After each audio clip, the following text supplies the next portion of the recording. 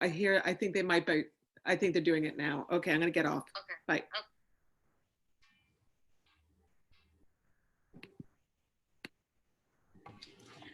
Hello, everyone, and welcome to this webinar presented by Observer called Business of Art Online. You're joining us for the first time, welcome. If you're returning, welcome back. And thank you to our sponsor, Artbase, for making this event possible. For everyone at home, you can submit your questions using the Q&A option you see on your screen down the bottom there. Those questions will be visible to me as the moderator. We will answer as many as we can along the way and save some time at the end to field your questions as well. My name is Juliet Helmke, and I'm Observer's Senior Editor of Art and Culture. First, we'll give you some background on why we're here today. So you might already know that Observer hosts a half-day conference for arts professionals biannually in New York. It's called Business of Art. We were planning our next live event for May 18th, but along with you, we have had to be nimble in reconsidering how to best serve an industry at a point when live events are impossible. So in light of the global pandemic, we felt a sense of duty and responsibility to carry this on though. To act as a platform, not only to discuss the most pressing current issues facing our industry, but also to educate ourselves and others on critical business practices that could hopefully mitigate the impact of the disruption due to the pandemic. The first webinar in this series covered how various sectors of the art market, galleries, art fairs, are migrating their events online, and you can visit our website to see a recording of that event. Today, we're turning away from the commercial market to museums and arts nonprofits who have been forced to close their doors to the public. So arts nonprofits, these mission-driven organizations, have an obligation to serve their constituents. This is already a huge task under normal circumstances, let alone with a steep decrease in revenue. Today, I'm joined by two exemplary leaders of nonprofit organizations in New York who share the community that they serve. We have Kristina Newman-Scott joining us, the president of BRIC, which is a nonprofit located in downtown Brooklyn that, along with a performing arts program, a public access TV station, also runs a thriving contemporary art program. And we have Ann Pasternak with us as well, the Shelby White and Leon Levy director of the Brooklyn Museum. So I'm going to jump right into it. We'll do a little bit of scene setting, but we want to keep this conversation very future focused to help you out there in the audience. But to start with, I was wondering if both of you could just briefly give me a little information about the big exhibitions or events you were on the cusp of presenting right before the closures. Kristina, you want to go first? Okay, she wants me to go first. Can you hear me? Kristina, there we go. I'm back. You go first, Anne. You go first. Okay. All right. So I'll just say, you know, in February, we opened at the Brooklyn Museum 5 really great shows that activated our collections in fresh ways, connecting, you know, contemporary conversations to the past. So we had, you know, for the first time, you know, Jacques-Louis David's great painting of Napoleon crossing the Alps, paired in New York City at the Brooklyn Museum, and it was paired with Kehinde Wiley's great painting in our collection of, you know, related subject. And we had a show on climate and crisis and how it's impacting indigenous communities in the Americas. And we had this great show with Jeffrey Gibson and a feminist look at our collection, and the list goes on. So we were really excited. We're like, we're rocking and rolling, and our exhibitions are great. And next month, we're gonna open our big show of the season, Studio 54, Night Magic. Right. And guess what? We closed the day after the opening. So the public never even got a chance to see it, which is heartbreaking, not only because a lot of work went into it, but this is like an amazing story that really fits with this moment. It's about a look at explosive creativity that came out of sort of the ashes of the Vietnam War and when New York City was in a great economic downturn. And the show kind of concludes also with a pandemic, the AIDS pandemic. So we're hoping we'll get to open it to the public again at some point, but that's what we were working on. We certainly hope so too. And Kristina, what about you at BRIC? So it's great to be here with you both. At BRIC, in the summers, we like to say, at least maybe I like to say, that we summer in Prospect Park. So we try to wind down a little bit at BRIC House, which is our, where we have our home base on Fulton Street in downtown Brooklyn. And we were looking forward to opening Athena Latocha, who's an artist that does monumental works on paper. And we were very excited about that over the summer. And then obviously BRIC Celebrate Brooklyn Festival, which is our beloved festival that happens in Prospect Park. And it's one of the longest running, if not the longest and running free festival in New York City. And so obviously we had to close the building up, as all of us had to. And the festival we just canceled last week. And so it's been devastating for us, because honestly, that is a moment that not only, in many ways, it kind of helps to reset the team and I. We go out to the park with our families, as so many others do across Brooklyn. And it just like, it's the launch to summer. It's a thing that you're like, yes, it's gonna be hot, I'm ready.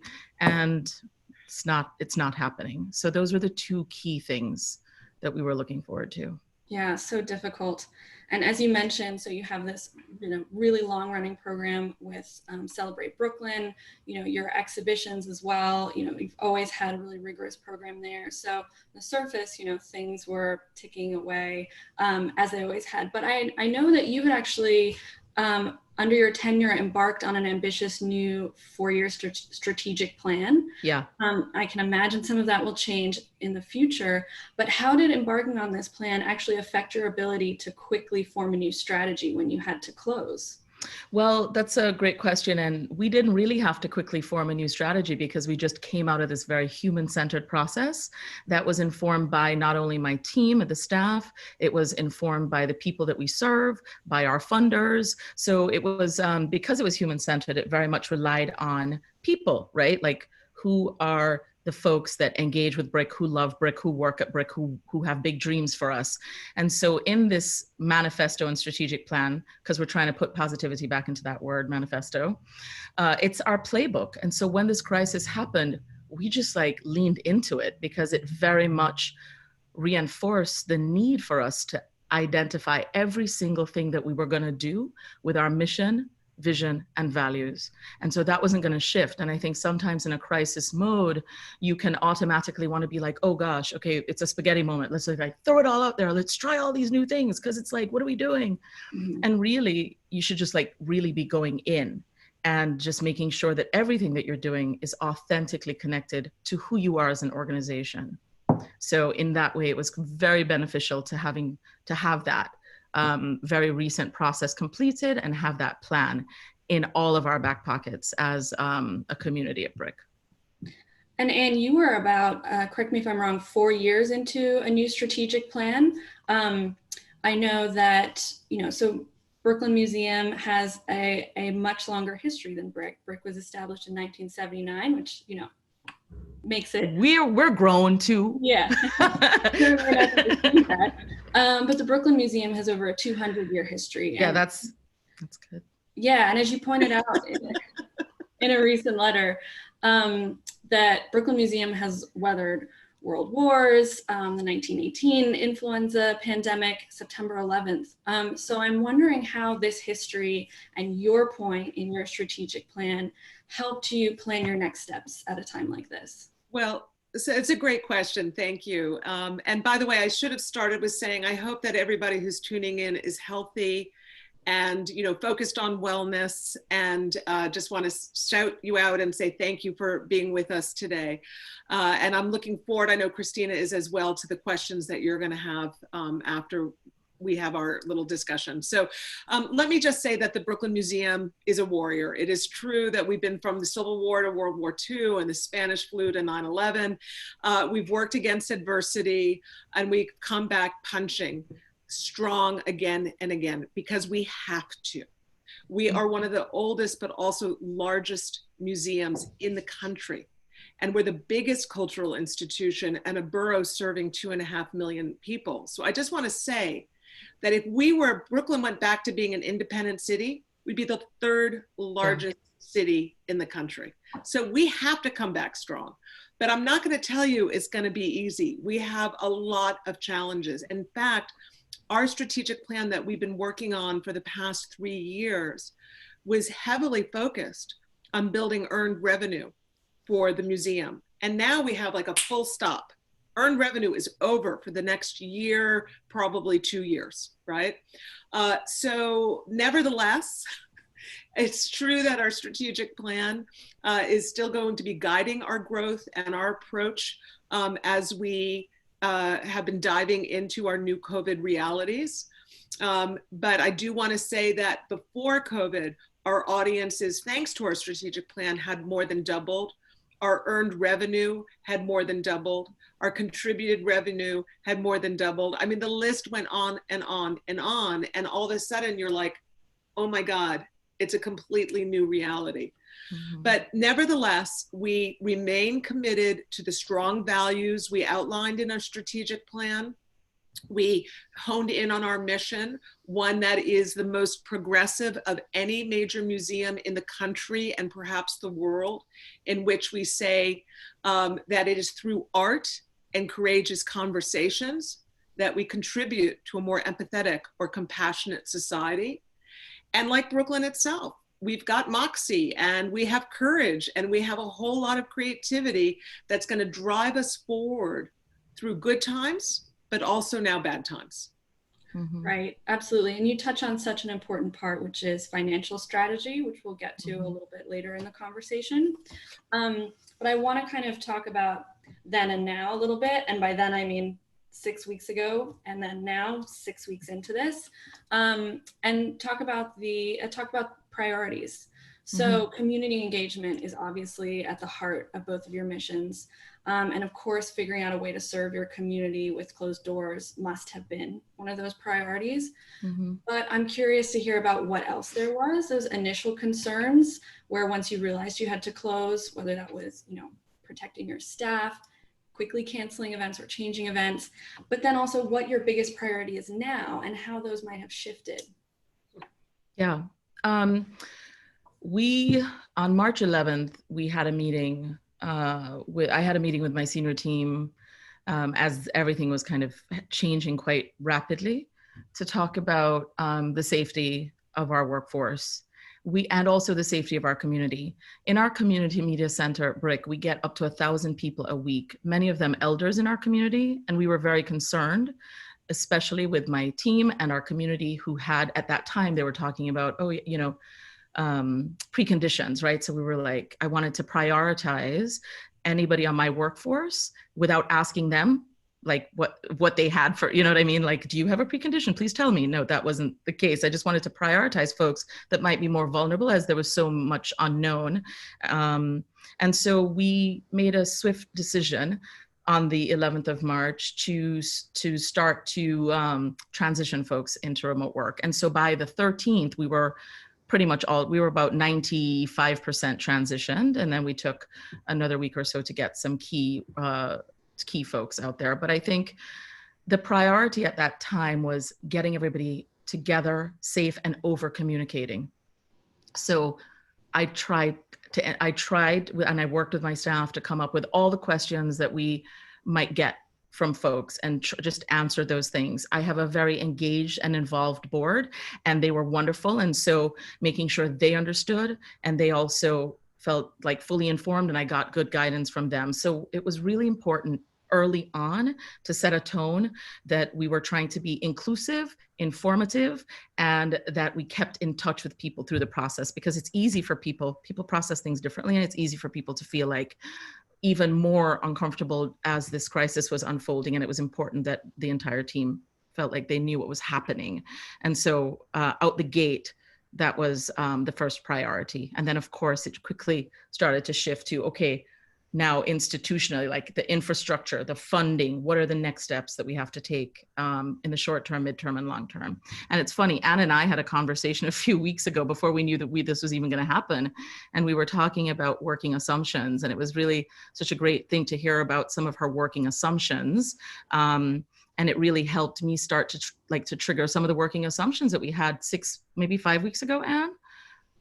Yeah, and actually, Kristina, we should do it again because every day we just updated them today.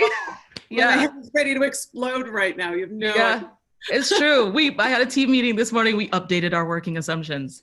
Can you share any of those with us? Totally understand if they're internal, but I know people might be. Sure. I mean, I think they're obvious things, and they're evolving as we learn more and more all the time. You know, for example, when we are allowed to reopen, and Lord knows when that's going to be, you know, there won't be only social distancing that's going to be dictated by our mayor and our governor and perhaps our federal government, but we're also going to have social hesitation.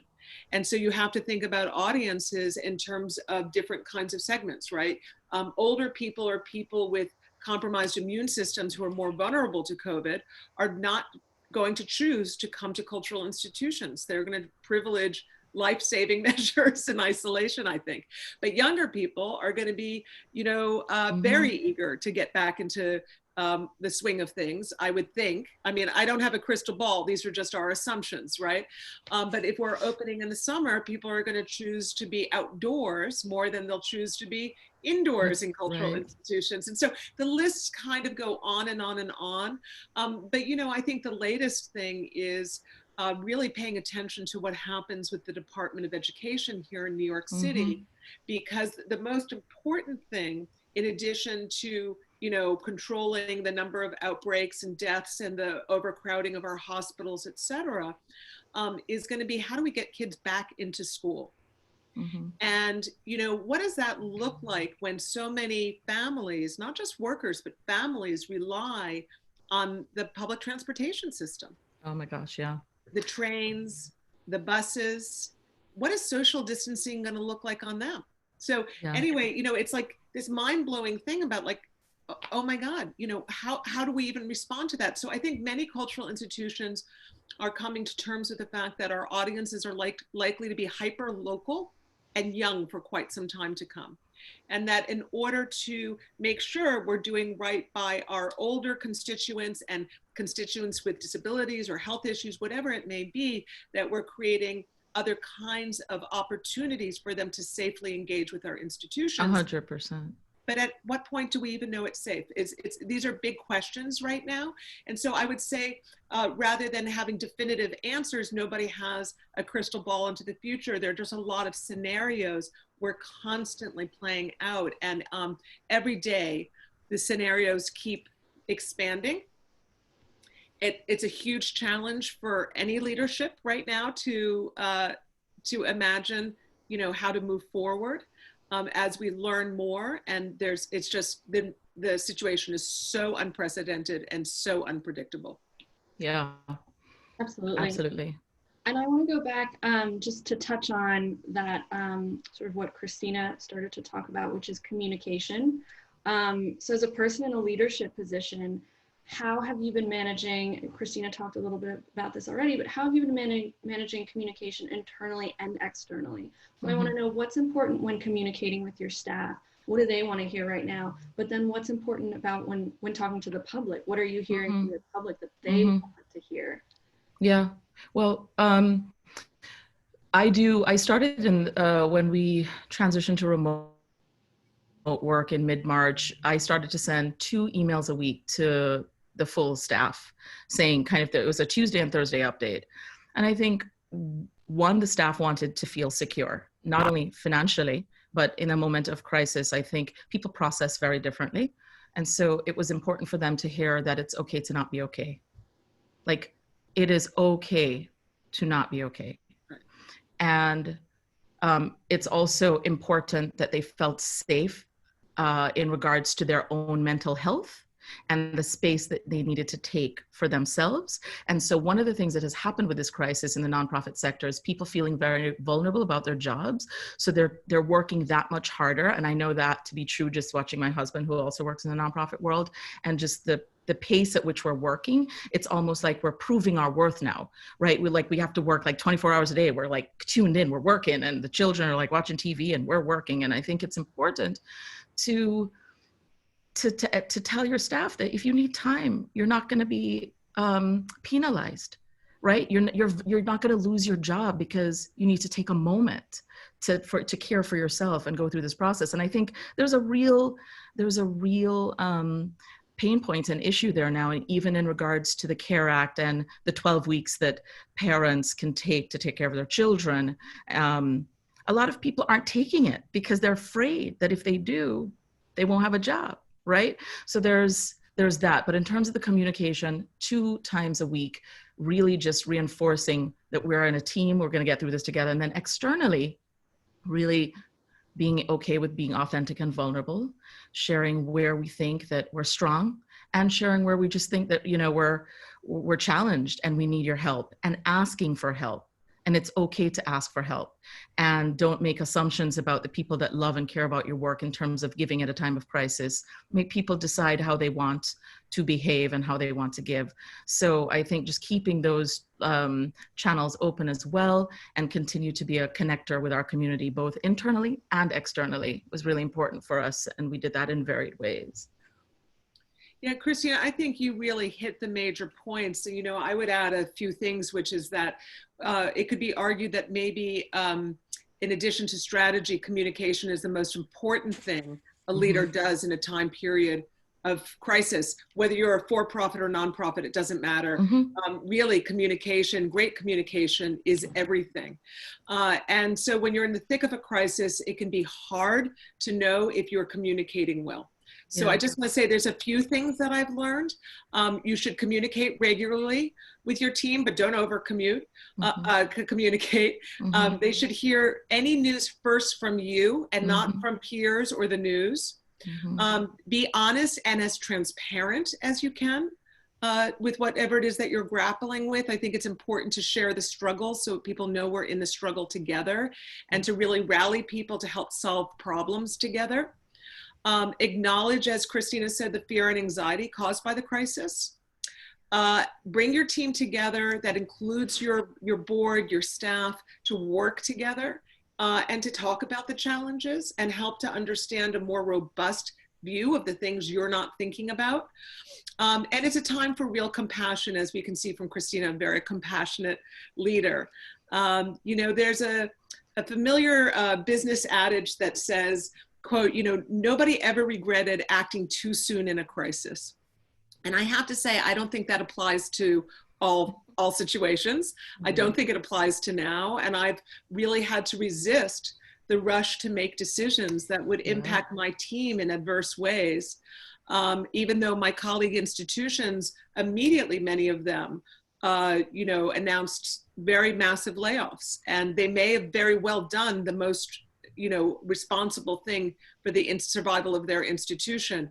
But I've always felt that my team deserves my very best thinking. And so carving out the time to work together, share the issues, and make solutions together, for me has been really, and my team has been really important.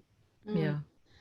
And you mentioned, you know, working with your board, communicating with your board. It's something we want to talk about, and we've also had some questions come in about it, particularly from one of our viewers at Guildhall, who wants to know, what should board members of nonprofit art institutions be doing right now? Perhaps another way to think about that is also, what do you need from your board right now as leaders? Well, Andrea, hi.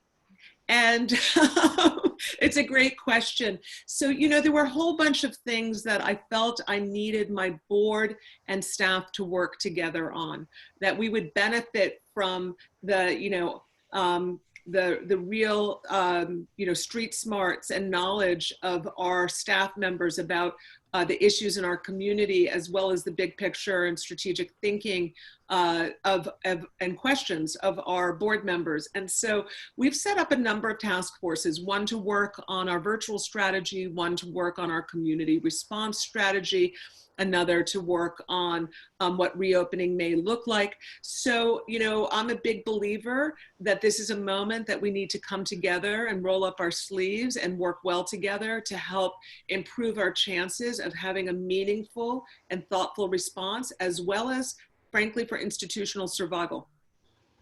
100%.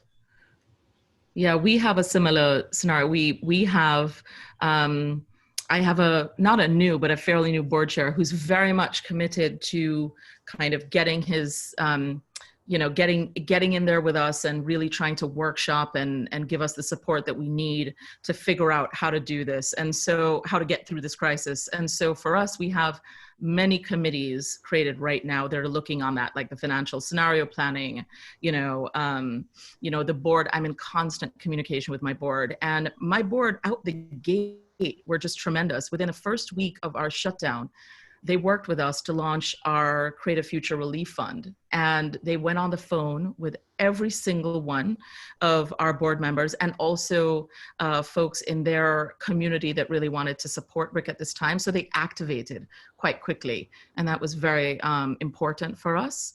And to Anne's point, it's a time that we need to come together and work collaboratively to see our way through this, because it just won't happen alone. It just is impossible. And with that too, just the cultural community as part of the process, considering, and I don't want to call it our new normal, because I do not want this to be our new normal. And I don't know what I'm going to call it yet. We need to figure that out. But it's really important for us to consider this is a true rising tide moment in a way that must be beyond words. It's not rising tide, nice rising tide. Yeah, we're all in this together. No, we have to be in this together. There is no way that we cannot be in this together. So BRIC has spent a lot of time thinking about, with our working assumptions, how we can, with the resources that we have, pivot to quickly be of support to our community. And we've already piloted a few things, and we're talking about a few more things around education and digital literacy. So this is, we are in this together. Anne and I talked about how we might even merge, do something to support the communities that we have that are very much involved and love us, and how we could amplify each other's efforts. That's great. And I wanted to, you sort of touched on programming there a little bit, having tried things, wanting to try other things. So I want to move on to talking about programming. What kind of plans are you making with, and what have you learned so far from migrating to online platforms? I wanted to ask Kristina, so you've created the virtual Stay at Home with BRIC, which is on Instagram Live. I wanted to ask about your thought process behind choosing one platform, designing the programming that will run on it, and what you would recommend others consider when they try and figure out the right online platform for them. Yeah, out the gate. Well, BRIC is because we've had a long history in media. It was an interesting moment for us the sense of urgency around activating online. It was a little bit different for us because we present on, we're in 1 million homes across New York City, 500,000 of those are in Brooklyn. And we have radio, BRIC Radio and BRIC TV.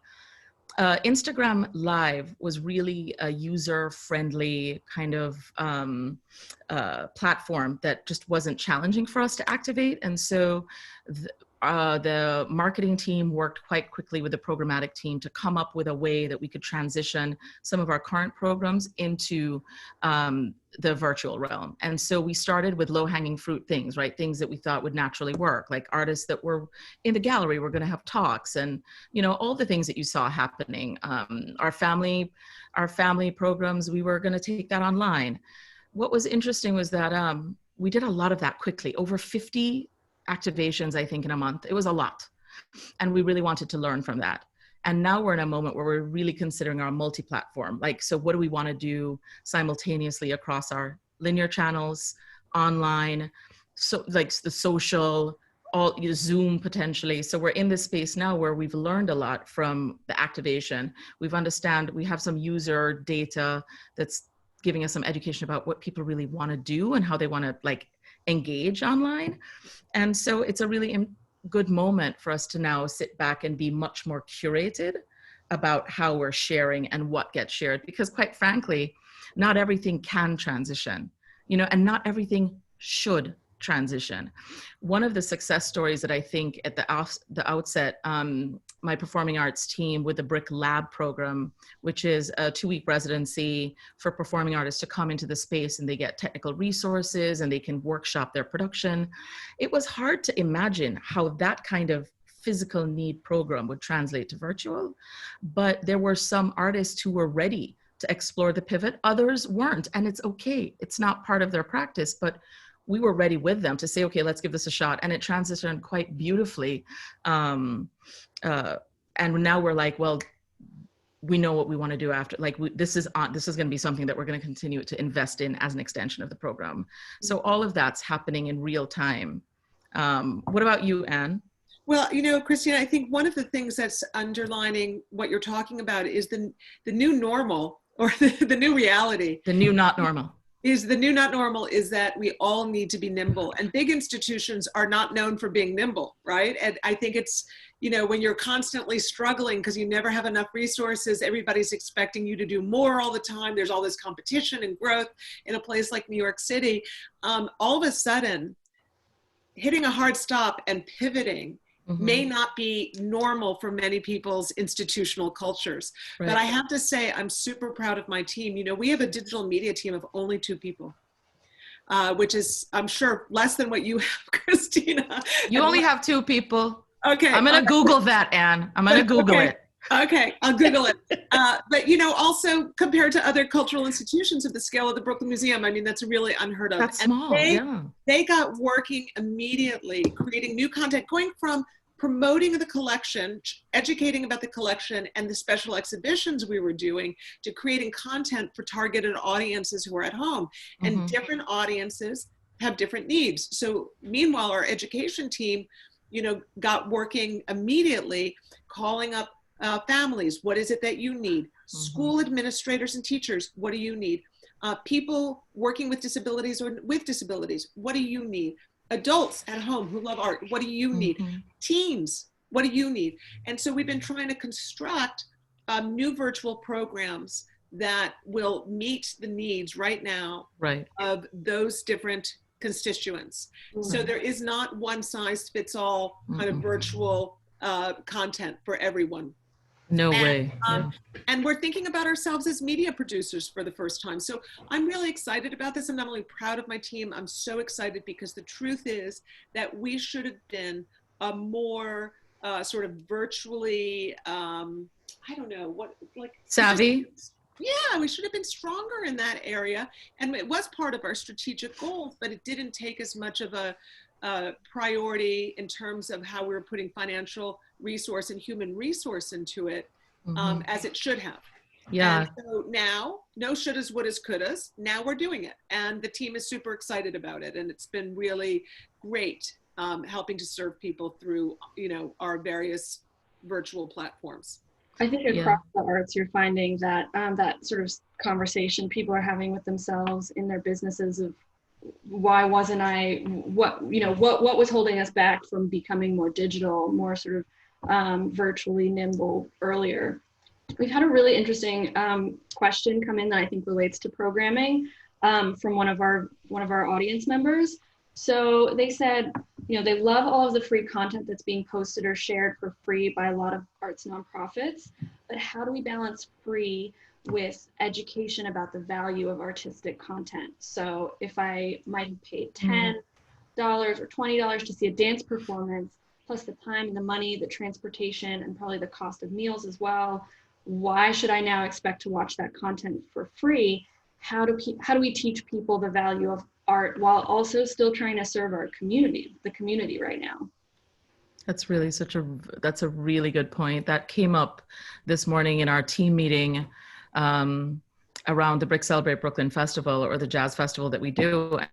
I mean, listen, artists are being impacted. I mean, we're all being impacted, right? But in particular in the sector that we work in, artists are being impacted in ways that are just really alarming. And many of them are part of the gig economy. And so this idea that we're just going to give away their work for free because now we're all like activating, that has got to stop sooner rather than later, because it is not fair. We don't, we're not giving away other services, right? Like we're not getting many of the other services that we need out there free. So I think that's a really important question, and something that I don't think that, at least I know that we don't have a definitive answer, but it is something that we're talking about very much about what are the structures that we can create to make sure that we're honoring artistic process and practice, at the same time making sure that the message that we're not reinforcing a message that it is not of value because it is free, And, you know, over 90% of what BRIC produces is free, right? Our model our business model in many ways is free because we want to make artistic programming accessible to all people, but that's through the funding streams that we get from foundations and government and from our funders. They allow us to pay artists. And so I think it's a really interesting moment in time for us to ensure that that is not the unintended consequence where we're devaluing artists in this process. Yeah, thank you for that, Kristina. And I would add, first of all, that it's extremely important that all cultural institutions continue to pay artists 100%. respectfully and professionally as they did before, whether the programming is virtual or, you know, in person. So it's extremely important. I'd like to think my colleagues would all agree with that. I know you do, Kristina. 100%. And then, you know, I think it's going to be a time period of real, you know, trial and error and experimentation for artists to create alternative ways to get their work supported.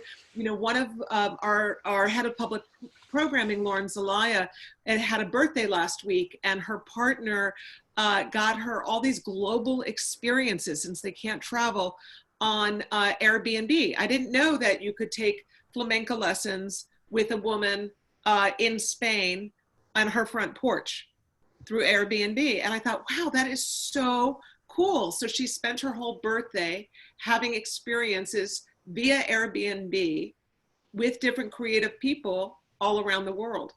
And, you know, I think these are the types of things we should look at. And we should look at if you have a special skill, maybe you know how to, you know, paint something better than somebody else, do classes. People are looking for classes right now. Yeah. So, you know, it's trial and error, time to broaden the ways in which artists have historically generated income. Yeah, especially, I'll add to that, teaching artists. You just made me think of the head of our, Keith Kaminsky, who heads our arts education department, has really had to be very, you know, we're in 34 public schools across Brooklyn, and he's had to think about with his team, how does this work continue with the school shut down? And it has made us quite curious, and we've had this deep and long partnership with the DOE, but we've been thinking about our channels again, right? Here we have these extraordinary channels, and BRIC has the ability to partner with any broadcast company in the world and go live on their TVs, right? So we can do this stuff that's not commonplace within arts nonprofits. Could we imagine a scenario where we have a channel dedicated to DOE and to youth curated, and that's happening, you know, so we're talking about that and we're building that out, because a lot of the folks in this process that are being left behind as well do not have access to high-speed internet. They are not, you know, there's a big gap in terms of their access, and this idea that, you know, we're all at home with our iPads and our laptops. There's could be like one phone for a whole family. And so we think about that a lot in relation to the channels that we have and how we can, again, use those to be of service and to continue to connect people. So yeah, I really think this moment, to Anne's point, being innovative and really just experimentational is really important, while not wasting time to experiment on every single thing, because, you know, we only have so much bandwidth, people. Yes, but you know, one of the things you're hearing from Kristina, which I think is extremely important for leadership, and I keep bringing it back to that because this is, you know, an art and business conversation, is not only the nimbleness, but while you're trying new things, to evaluate and pivot constantly. And that is going to be our reality, conceivably, I would say, for at least the next year. And, you know, it's really maddening day by day that one thing I'm almost sure of, let's say yesterday evening, I have some phone calls Friday morning, and my ideas I realized were completely wrong, and I have to, you know, get my team to remodel, to rethink, to plan differently than we thought we were going to just hours before. So nimbleness, evaluation, experimentation, extremely important. Yep. Absolutely. And we've had a couple questions come in as well, particularly relating to the Brooklyn Museum with having a collection and what the struggle is right now with that. I mean, how are you viewing your collection in terms of it being able to be useful, or should it be activated in certain ways? You know, one of the great blessings about leading the Brooklyn Museum is that we have, you know, 4,000 years, more than 4,000 years of human creativity from around the globe represented there. And what the curators are working on right now are stories of resiliency, stories of survival, stories in which people and civilizations really have been resurrected almost after war, pandemics, plagues. We have some great stories that we can tell. So while we can't see the collections, and I promise you they're secure, and I promise you everything is sanitized and everything is being taken care of as it should be. But while we can't see them, we're taking a look at different formats of how to tell these stories with our publics through our, you know, online content. Right. And let's pivot to talking about the finances a bit, because I know that's a really important part of this conversation. We do have a little bit of time left. So there's, you know, this like seems like an endless list of resources and funds to draw on right now. But of course, it's not enough for what the cultural sector needs.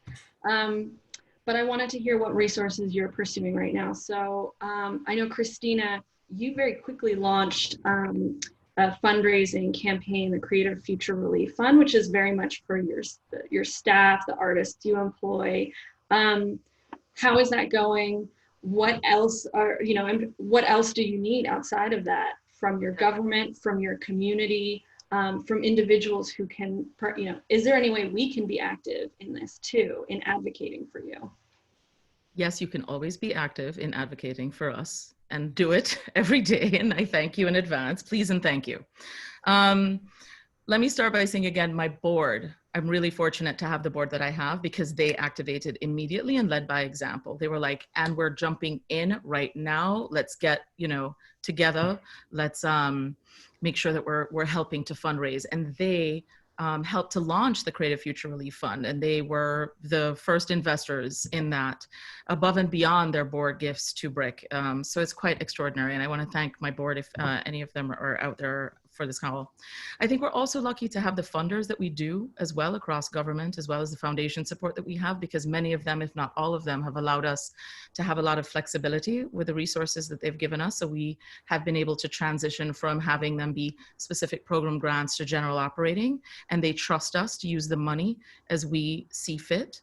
And that has been extraordinary for us and a blessing, really. And the PPP loan is another opportunity that many of us have applied for and taken advantage of, that gives us, you know, more of a runway to invest in the safety and security of our staff from an economic and workforce standpoint, so that we have more time to plan for an unknown future, right? And that was integral to our success. Stressed people cannot innovate. Like, people who are full of fear cannot move through process and get to the other side, you know, in a way that's healthy, or even possible. And I think that we didn't want to start making decisions based on like gut instincts and crisis response as much as we wanted to take a step back, see what we had in play financially. How could we protect our staff and keep them whole, right? All of them for as long as possible, no matter if it was janitorial or front of house, because our lowest income earners are often the ones that bear the burden, right? You know, we didn't start there. And we've been fortunate enough to be able to raise the kind of resources to help move us in a way that will keep our team together as we consider what the future holds. But it's not going to be easy. You know, our new fiscal year is going to be quite challenging, which is why I'm working with the board right now, our finance committee, on scenario planning, and working with my own CFO and my team on scenario planning. And that looks at 3 different scenarios for our future. And so Kristina, your team is whole through the end of your fiscal year. Is that yes, June currently? 30th? Yeah. Right, and we're working as hard as possible to keep them completely whole for as long as possible. But the PPP loan was a big part of assisting us. And obviously the Creative Future Relief Fund, we're gonna continue to just try to raise resources for that, because the more that we can shift our investment in the programs is the more that we can hire the artists to do the you know what I mean? It's all connected. We need the money to pay artists, teaching artists, you know, our staff to feed kind of the new way that we want to share our content as that continues to develop. Right, and I know you applied for the PPP loan as well, which you wrote about in Art News pretty recently. How has that gone for you? Well, we did get the PPP, and we're very relieved for a whole bunch of reasons. Because I just want to say that I think that people think they see a big museum building with all this incredible art in it, and they think you're rich, right? Mm-hmm. Mm-hmm. And that is absolutely not the case for the Brooklyn Museum. We've never had financial foundations. Of all the major art museums in this country, even though our building and our collection are among the biggest and most important, we have the smallest operating budget, the smallest staff, and the smallest endowment. Mm-hmm. And in many ways, the kind of, I think, historic disinvestment from institutions who are not in Manhattan mirrors the kind of disinvestment we have seen historically in our own communities. And yes. That's a whole other conversation. That is another talk. Another talk, and a really important one. Yep. But I'll tell you that we've only had 2 foundations reach out to us to say how we can help. Mm-hmm. And even a major foundation that gave out tens of millions of dollars of support just recently didn't even have us on their list of priorities. It was gut-wrenching. And so I don't want people to think that big institutions like ours are not at risk. We are. But fortunately, we were successful with the PPP. But this is temporary support. It only gets us through the end of this fiscal year. And like BRIC, that's the end of June. And I think it's going to really behoove us to listen very carefully to what our staff wants and needs. For example, I can imagine with all the camps closing that we may have staff members who say, I've got kids at home. Yeah. I want to go on unemployment, knowing that my job may be, come back later. We've already had people who are not working because they can't do their jobs from home, asked to go unemployment because they're making more money right now on unemployment. So, this is, I'm a little off topic here, but it's a very crazy moment to try to imagine how you're going to sort of handle this scenario. And like Kristina, I want to give a big shout out to my board. I could practically cry right now because I don't know where we would be without them. They work so closely with us. They are so supportive. They have been incredible counselors, and they've been amazing supporters through this crisis. Though I did not immediately create a fund for this kind of new COVID reality because we agreed we wanted to wait and see what it was, what was going to be out there before we asked for anything specific. So we're, I think, extremely unusual in that. And I may later regret it, but so far I think it's been the right strategy for us. Absolutely. I know we're approaching sort of the end of this. I have one more question from an audience member I wanted to touch on, and one from myself. So we had a question, when museums and art spaces become physically accessible to attendees again, acknowledging that we've all endured a period of collective trauma, how will our arts organizations like BRIC and like the Brooklyn Museum address this collective trauma and hold space for joy as well as mourning? Listen, you artists, right? Like, artists will show us the way. That's what they do. That's what they, this is the time they show up in many ways. And all we have to do as arts organizations is follow their lead and be responsive to them and trust that with their support and everything that they're doing, we're going to be a platform and a vehicle for that, and we'll get through it because that's the role of the artists. I really am.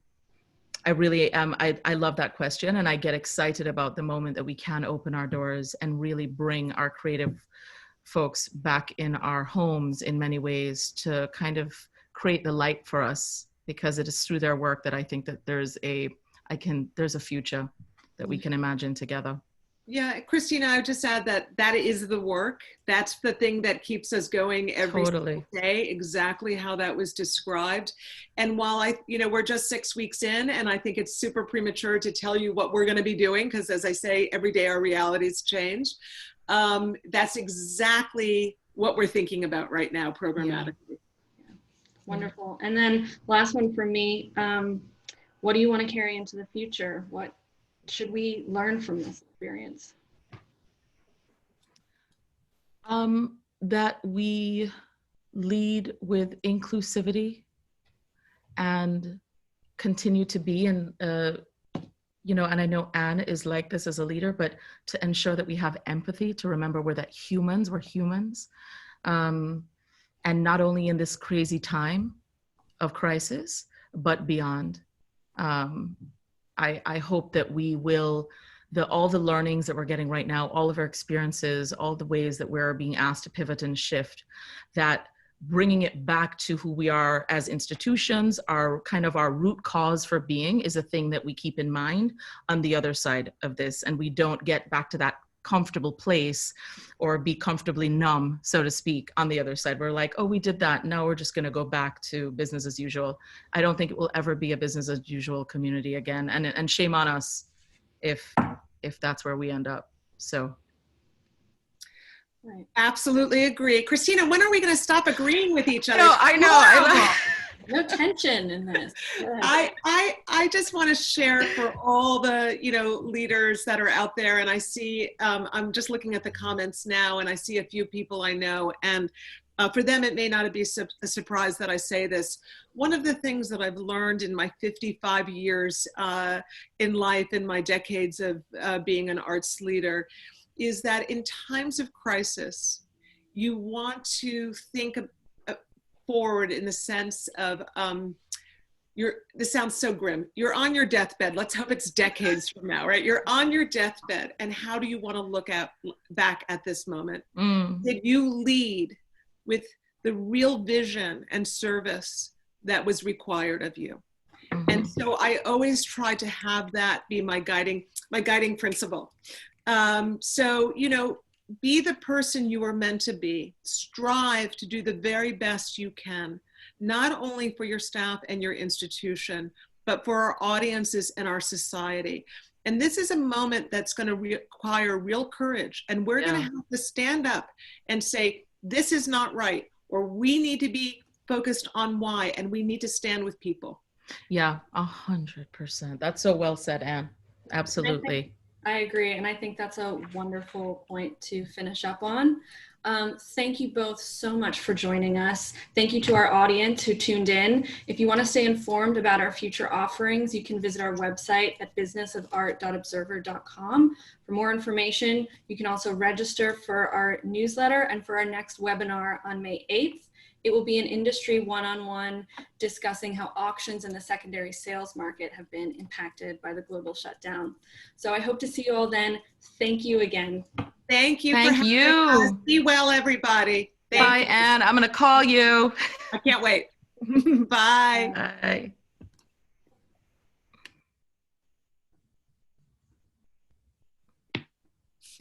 Hi. Good. Let's see.